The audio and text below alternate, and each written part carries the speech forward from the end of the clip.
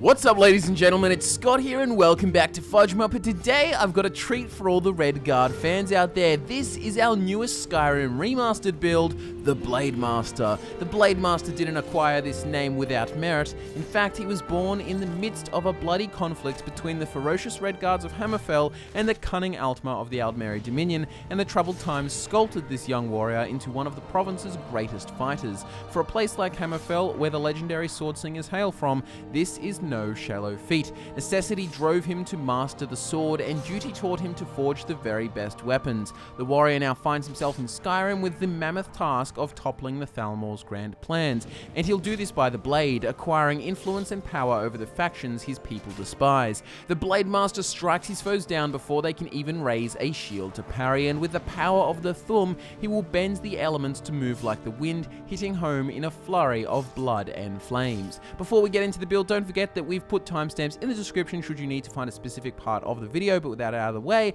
let's get things started. First, we have the Blademaster's race, standing stone, and stats. The Blademaster is a Redguard, and this means he will have a plus 10 bonus to one-handed as well as plus 5 to smithing. As a Redguard, his blood will grant him the following abilities. First, he will have a 50% resistance to poison, and second, his Adrenaline Rush boosts stamina regeneration by 10 times for 60 seconds. Early in the game, take the Warrior Stone, as the majority of his skills will benefit from this experience bonus. Once your skills are sufficiently improved, though, you have the choice between the Lord and the Atronach Stones. Both of these offer defensive benefits to a build that relies purely on aggression at the expense of prudence. The Lord Stone will give him plus 50 armor rating and 25% magic resistance. Without this stone, the Blademaster will literally have 0 armor rating, so that's a pretty solid argument when deciding which to take. Conversely, the Atronach Stone offers superior protection against mages because of the 50% spell absorption.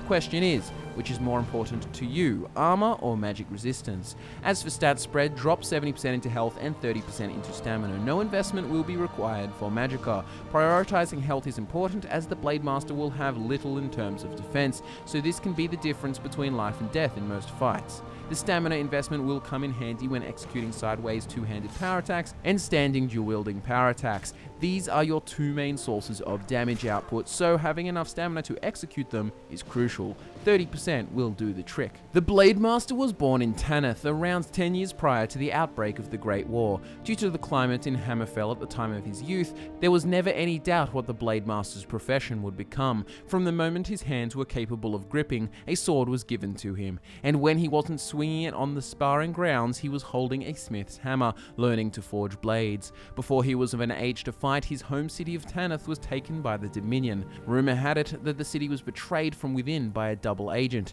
By the end of the conflict, the southern section of their land was lost to the enemy. When his father returned from the war, all had seemed well. With the aid of the Redguards and the northern men, the Emperor had reclaimed his throne from the elves.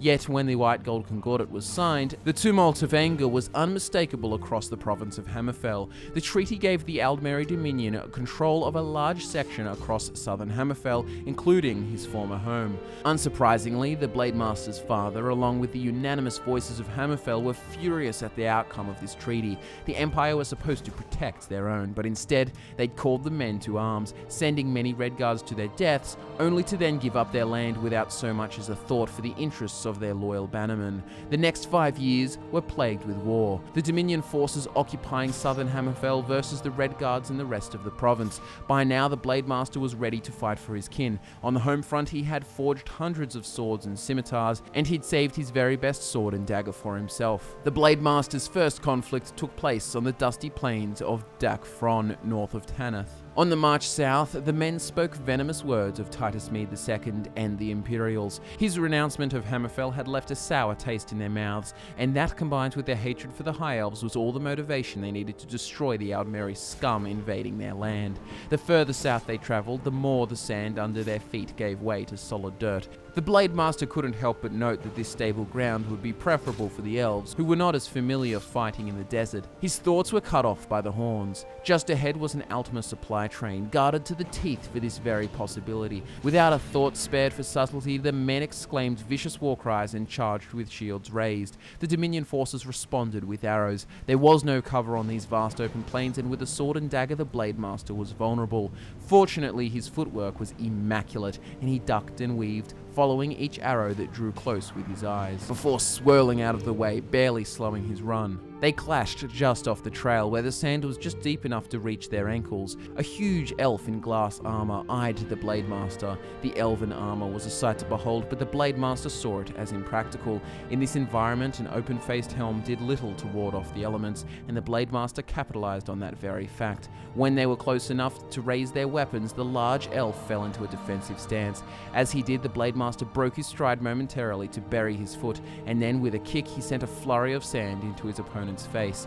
The elf stumbled back, clearly taken by surprise. Through stinging eyes, the elf watched as the Blademaster swung his sword. He couldn't react in time, and then his head was lopped from his shoulders. The Blademaster helps the lifeless body of his foe to the ground with a push, and then he roared, seeking out a new challenger.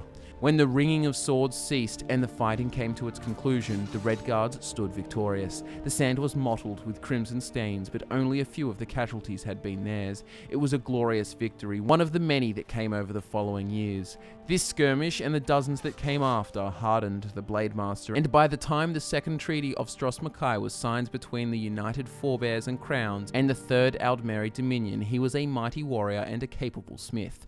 Thanks to their tenacity and especially their ferocity, the terms of the treaty were generous to the Red Guard resistance. The Thalmor withdrew from Hammerfell, but despite the immediate celebrations, the Blademaster was not naive. He knew that the treaty would only last as long as it served the best interest of the Dominion. At the moment, their presence was stretched to the northern land of Skyrim, and when they could consolidate their forces, they would no doubt return their attention to seizing Hammerfell. During the lull that followed their victory, the Blademaster decided to be proactive. He decided that he would head to Skyrim, and there he could help the Stormcloaks with their rebellion, hitting two birds with one stone. He could cripple the Empire, who his people disdained since the Emperor's denouncement of Hammerfell, and he could crush a large part of the Thalmor's grand scheme. And hopefully his contributions would serve as a catalyst for the Nords to become allies of Hammerfell in the coming war. His passage was swift, and any trouble he encountered on the path out of Hammerfell was dealt with comfortably. This was until he reached the Dural Mountains. Grievously out of his element, the Imperial Patrol got the better of him, arresting him on suspicion of working with the Stormcloaks before taking him to his execution at Helgen. Furious, the Blademaster could not believe the Imperial Legion's incompetence had landed in his execution. They couldn't have known of his plans to join the rebellion, and their capture of him had been blind luck. Fortunately, the Blademaster escaped the block, and with his neck intact, he set his sights on once again the city of Windhelm. Despite the cold climate, he will stick to his guns when it comes to armor. He opts for light garb, enhancing his movement speed. He doesn't fear a lack of protection, for if his foes are too slow to strike him, why would he need armor? His main goal will be to create a strong and prosperous relationship with the Stormcloaks, so he will attempt to become the Thane of all Stormcloak-controlled territories, which will be everywhere after the Civil War's conclusion. With this political influence, he can work on strengthening the foreign relations between Skyrim and Hammerfell. Politics aside though, he will have a deep-seated hatred for the High Elves, and will do whatever he can to foil the Thalmor's plans. As for factions, the Blademaster will of course play his part in the Civil War, siding with the Stormcloak rebels. He will follow the main storyline and the Dragonborn DLC too. Shouting will be a huge part of his playstyle, and the influence associated with him being Dragonborn can only help in his aims to solidify Skyrim and Hammerfell's future partnership. He will join the companions to display his physical prowess, and you can decide whether or not to keep the werewolf curse. We felt it wasn't necessary to the playstyle though. He will join the Dawnguard and the Dawnguard DLC, further bolstering his stellar reputation as a warrior by ridding Skyrim of vampires. He will make the Alakir quest in Whiterun a priority, helping the Alakir. It is actually believed that a woman hiding in the city is responsible for the Blademaster's home city of Tanith falling to the Dominion, so he will be even more invested in delivering justice in this quest. As I mentioned before, you'll also aim to perform any tasks that land you with the Thane titles in Stormcloak-controlled territories. Now that we have the Blademaster's backstory, roleplaying, and faction sorted, let's get into how that will affect his skills, spells, shouts, perks, and his overall playstyle. The main skills for this build will be one-handed, two-handed, smithing, and enchanting. Before we look at specific perks to take from each skill tree, let's first run over the shouts you'll want to learn. Spells won't be necessary for the Blademaster, but shouts certainly will be.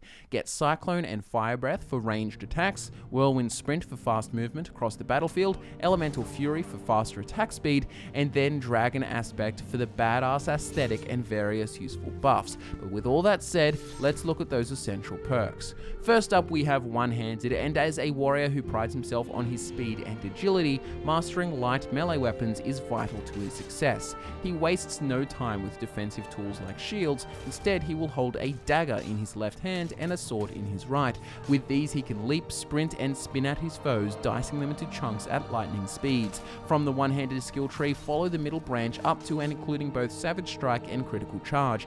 Then take the full far right branch. Dual Flurry and Dual Savagery are the most significant of these picks, as they will allow his dual attacks to be 35% faster and his dual power attacks to do 50% more damage. When he finds himself facing up against a horde of aggressive opponents, sometimes the Blademaster will prioritize one quality catastrophic strike over 100 swift blows. His thorough training has allowed him this alternative, and now he can approach situations with the versatility of one and two-handed weapons.